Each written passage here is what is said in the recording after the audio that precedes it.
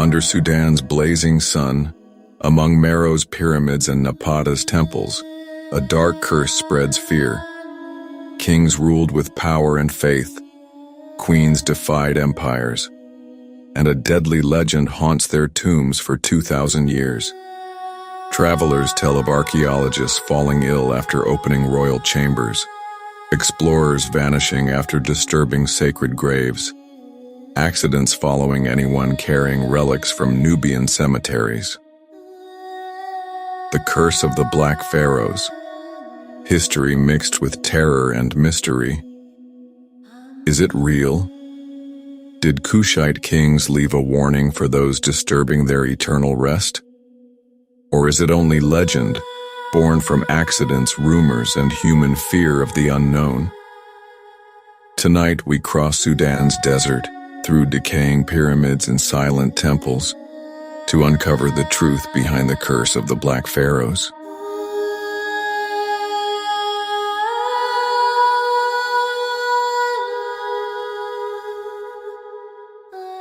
The story of the curse of the Black Pharaohs begins not with science, but with whispers, tales carried by merchants, travelers, and local villagers across centuries of desert winds. Long before modern archaeologists arrived in Sudan, people living near the pyramids of Meroe and the royal cemeteries of Nuri spoke of spirits guarding the tombs of kings and queens. These rulers, they said, were chosen by the gods themselves. Disturbing their rest would invite not just misfortune but divine punishment. When European explorers reached Nubia in the 19th century, they brought back more than maps and artifacts. They returned with stories of workers struck by sudden illness after digging at royal sites, of mysterious accidents involving scholars who opened burial chambers, of desert storms that seemed to rise out of nowhere, as if the land itself resisted intrusion. Newspapers in Europe and America seized on these tales. Headlines spoke of the curse of the Sudanese pharaohs and the wrath of Kushite kings. For readers hungry for mystery and the exotic, these stories were irresistible. The legend grew even stronger after the discovery of Tutankhamun's tomb in Egypt in 1922. When several members of Howard Carter's team died unexpectedly, the world became fascinated with the idea of a pharaoh's curse, and journalists began linking it to Nubia's Black Pharaohs as well. Soon, the story of the curse spread far beyond Sudan. It appeared in magazines, novels, even early films, mixing history with superstition until the line between fact and fiction nearly vanished. But beneath the sensational headlines, real questions remained. Were these curses simply stories? Or did something truly strange happen around the tombs of Kushite kings? The 19th and early 20th centuries brought waves of archaeologists and treasure hunters into the deserts of Sudan. Armed with shovels, cameras, and dreams of glory, they came to uncover the secrets of the Black Pharaohs. But along with statues and inscriptions, they also uncovered stories that would haunt them and feed the legend of the curse. In 1820, Italian explorer Giuseppe Ferlini dynamited several pyramids at Meroe, searching for gold. Locals warned him not to disturb the tombs, saying the spirits of kings guarded their eternal sleep. Ferlini laughed off the warnings. He left with treasure, but also with rumors of workers falling ill, storms destroying camps, and guides disappearing in the night. Decades later, in 1885, during the British military campaigns in Sudan, soldiers camped near the pyramids reported strange occurrences. Camels bolting at night, tents collapsing without cause, and men struck by sudden fever after entering tombs. Officers joked about the curse of the Black Kings, but some refused to sleep near the burial sites. In the 1920s, as Sudan came under Anglo-Egyptian rule, Archaeologists led by George Reisner excavated royal cemeteries at Nuri and El Kuru. His team uncovered the tombs of kings like Piye and Taharqa, giants of Kushite history. Within weeks, 2 workers died from heat stroke, one from a snake bite, and another fell ill under mysterious circumstances. Local newspapers eagerly linked these deaths to the ancient curse. One journalist wrote, "It is as if the kings of Kush reach out from their tombs, punishing those who disturb their sacred rest." Of course, archaeologists insisted the deaths had natural explanations: heat, disease, accidents. But the legend had already taken root. Each discovery brought new headlines, each tragedy adding fuel to the fire. By mid-century, the curse of the Black Pharaohs had become a global story, a mix of history, myth, and fear carried on the desert winds.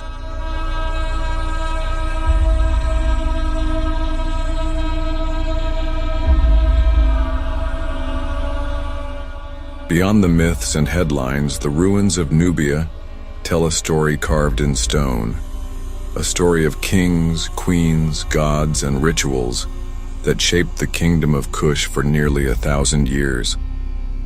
Inscriptions from the temples of Jebel Barkal, the sacred mountain of Amun, describe the coronation of Kushite kings. They tell of rulers like Piye, Shabaka, and Taharqa, chosen by the god Amun himself to unite Egypt and Nubia under divine rule. These texts speak of piety, offerings, and festivals, but never of curses placed upon their tombs. Archaeologists studying the pyramids of Nuri and El Kuru have uncovered painted burial chambers filled with images of gods welcoming the dead into the afterlife. The walls show feasts, music, and offerings to deities like Osiris, Isis, and Amun, blending Egyptian traditions with Nubian style. Yet nowhere do the inscriptions mention vengeance from beyond the grave. The kings of Kush sought immortality through the favor of the gods, not through terror. Their tombs were places of passage, guiding the soul toward eternal life, not traps for the living. So where did the idea of a curse come from? Historians believe it may have grown from ancient taboos surrounding burial sites. In many cultures, disturbing the dead was considered dangerous, inviting spiritual unrest or divine anger. When outsiders, especially Europeans in the 19th century, began looting tombs, locals may have warned them with tales of supernatural punishment. Over time, these warnings blended with real accidents, desert hardships, and the human love of mystery to create the legend we now call the Curse of the Black Pharaohs. In truth, the kings of Kush left behind monuments of faith and power, not threats from the afterlife. The curse, it seems, was written not on the walls of tombs, but in the imaginations of those who entered them.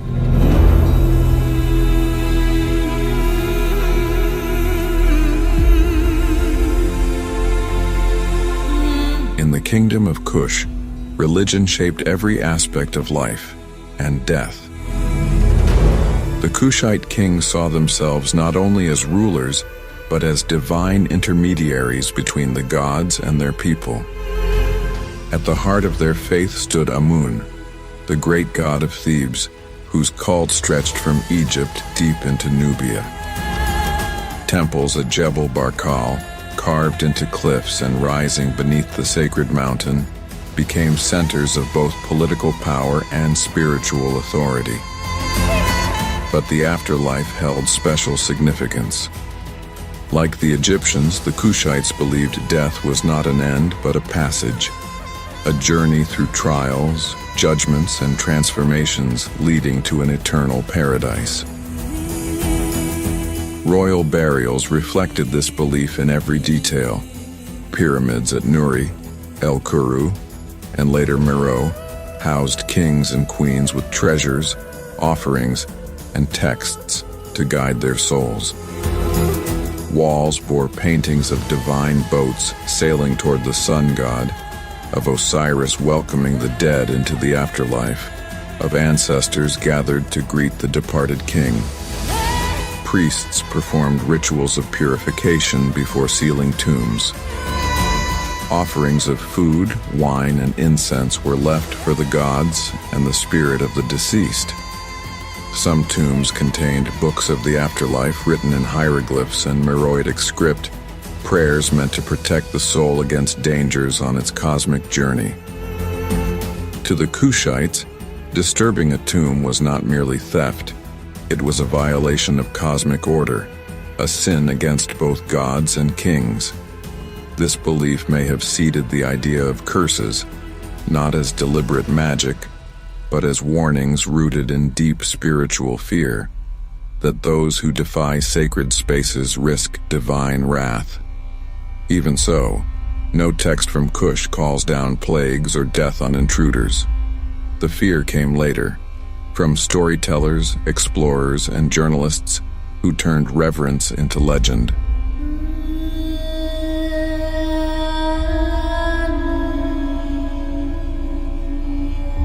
As the 20th century advanced, archaeologists, historians, and scientists began to re-examine the so-called curse of the Black Pharaohs with a more critical eye. Many of the mysterious deaths surrounding excavations, they argued, had perfectly natural explanations. Heat stroke claimed lives in the brutal desert sun, infection spread quickly before the age of antibiotics, and accidents in unstable tombs were tragically common. In some cases, modern medicine provided even clearer answers. Studies of ancient tombs in Egypt and Nubia revealed traces of toxic molds and bacteria that can survive for centuries in sealed chambers. When explorers opened these tombs, they may have inhaled spores causing respiratory illness, fever, or even death. Events later blamed on the curse. Environmental dangers also played a role.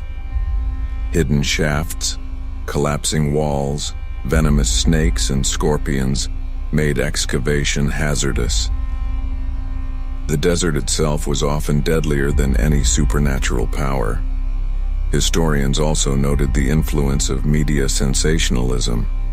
Newspapers in the 19th and early 20th centuries loved tales of mystery and danger. Linking unexplained deaths to an ancient curse sold far more copies than mundane explanations like infection or dehydration. Psychologists added another layer: the power of suggestion. Workers who believed in the curse might experience stress, anxiety, even psychosomatic illness after entering tombs. Fear itself, they argued, could become deadly. By mid-century, most scholars agreed the curse was a blend of coincidence, natural hazards, and human imagination, turned into legend by journalists and storytellers. Yet even today, some insist the deaths and disasters defy rational explanation. And perhaps that uncertainty is why the legend refuses to die. Why do tales of curses and haunted tombs grip us so deeply? Psychologists suggest that humans are drawn to the mysterious and the forbidden. Ancient tombs, sealed for thousands of years, awaken both curiosity and fear. They are portals to worlds long vanished, places where the line between life and death, history and myth seems fragile and thin. Stories of curses also offer a sense of cosmic justice. When tomb robbers fall ill, or explorers meet tragic ends, people see it as proof that the ancient dead can still defend themselves, that greed and disrespect carry supernatural consequences. There is also the thrill of the unknown. Science explains so much of our modern world, but curses hint at forces beyond reason, remnants of a time when gods and spirits ruled human imagination. Writers and filmmakers quickly realized this power. From early 20th century novels to Hollywood blockbusters like The Mummy, the idea of the Pharaoh's curse became a cultural phenomenon, mixing archaeology with adventure, danger, and the supernatural. In Sudan and Egypt, local traditions kept the stories alive. Villagers near the pyramids of Meroe spoke of ghostly figures walking among the tombs at night. Priests in ancient texts warned of disturbing the rest of kings and gods.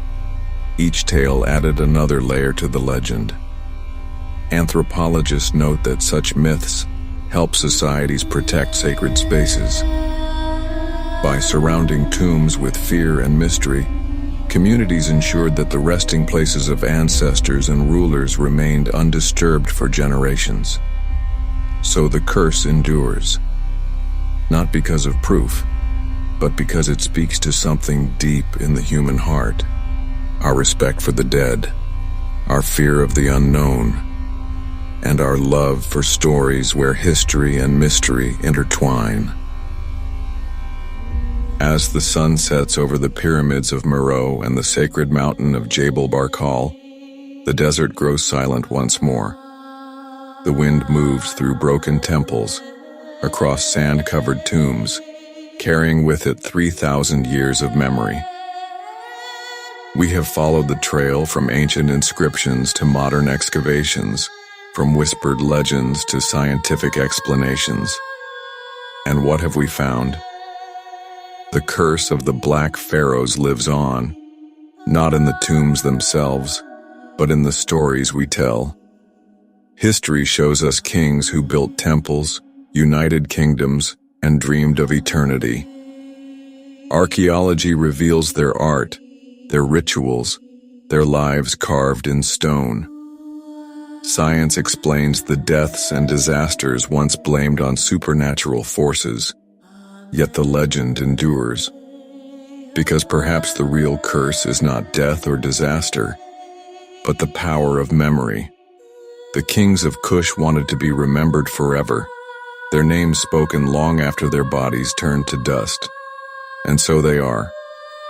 Every time a journalist writes about the curse, every time a filmmaker shows a haunted tomb, every time we stand before the pyramids of Nubia in awe, the Black Pharaohs achieved what they desired most: immortality through story. Fact or myth? History or legend? Perhaps both. For in the end, the desert keeps its secrets, and as long as the wind whispers through the ruins, the curse of the Black Pharaohs will never truly die.